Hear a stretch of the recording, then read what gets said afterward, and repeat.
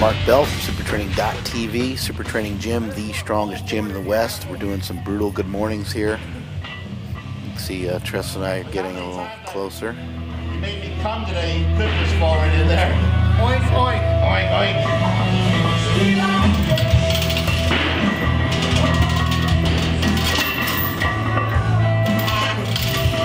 I'm not sure what pop does, my back or my asshole. They're both around the same spot. Like a champagne cork? A little bit. How awful is that exercise? Sats or weightlifting? Need a little bit of a spot. Don't want anybody to fall or get hurt.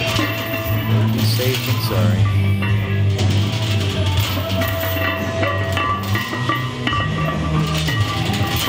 I think it's safe to say that those underwear are 100% shot.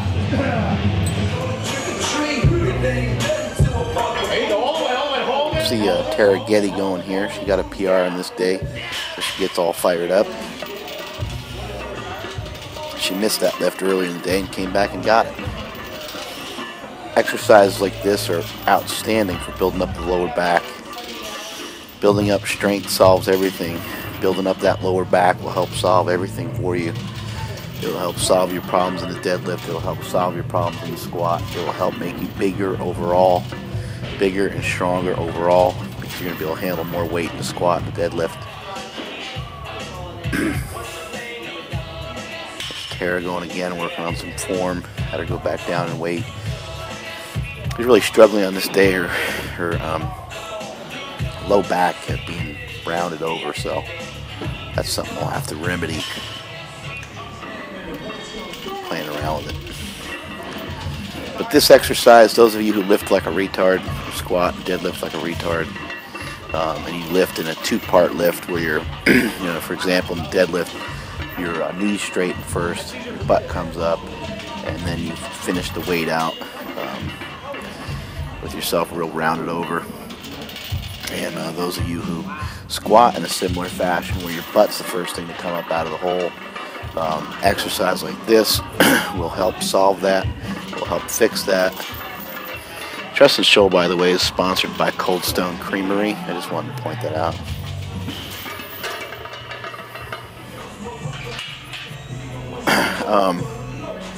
There's David Baffis going with some squats and just his briefs.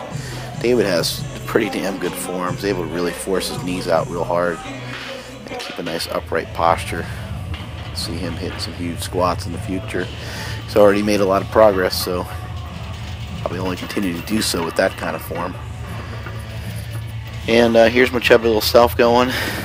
So you get a nice roundy back. Exactly what you want on this lift. You want it to be a strain. It's a max effort movement. You want it to be slow and kind of rugged. Here's Tress and Eugene going now. Good morning. It's just an awesome exercise. I can't stress it enough how important this exercise is. I see a lot of people out there who want to do CrossFit. I see a lot of people out there who want to do Olympic lifting. And anyone who's doing any of that stuff needs to get a stronger back. And a good morning is a great way to do it. Here's Kara Weston going with a squat. We're trying to get her. This is her first squat since coming off of a pretty big injury in all her gear. So we're trying to get her to down in the hole there, but it was we had a little bit of trouble with it on this day. Some of it has to do with her form, which I'll point out in the next set. Her feet are pointed out a little too far. Her stance is fairly wide, and that can create some issues. Treston Scholl serving up a soft serve ice cream dance. Pretty nice. So you can see the feet pointed out. That makes you lose torque in the hip, and it also kind of turns off the butt. You can see her just really getting stuck at the bottom. Good strong squat. Good job coming back up with that weight. But I think that's going to be something we'll have to work on, playing around with that stance. You got to remember, the original reason why people started squatting really wide was so that they could not get parallel. You could try to test yourself. You know, do a squat, stand up right now, get your ass off your couch or wherever you are. Pull your ass out of your car. I know some of you are probably driving watching this video, which is just awesome. But you know, step out. You know, give yourself a little room and hit a squat, and and then do one with a really wide stance, and see how it locks your hips up. Also, point your toes kind of forward, and you'll see how it'll really kill you. A good strong pull by Cove, who was working in a suit first time in a long time. I think he ended up pulling around 560 or 570 on this day. You can see the toes are still pointed out a little too much, in my opinion. We worked on a dip right there, and that actually seemed to work a little bit better. That might be something that works for her.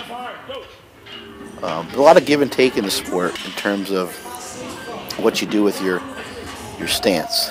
Obviously, a wider stance will feel better because you're creating a shorter range of motion, just like it would in a sumo deadlift. But you don't just deadlift with your feet out by the plates just because you can. You have to still be able to lock the weight out. So with that wide of a stance, coming off the floor might be easy, but locking it out might be brutal. So, like I said, there's a lot of give and take. Same thing with the squat. You can go wide, but you might lock up too much and not be able to get depth. Good strong pull there by Cove. I think that was 560, 570 right there. Good form.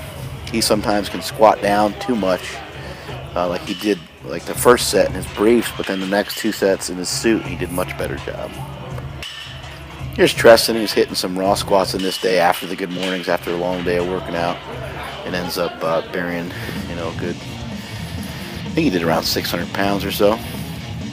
Okay, now here's Cove's heaviest lift. There's 570, or whatever the hell it was, 565. That's it from supertraining.tv. Later. Bye, Jim.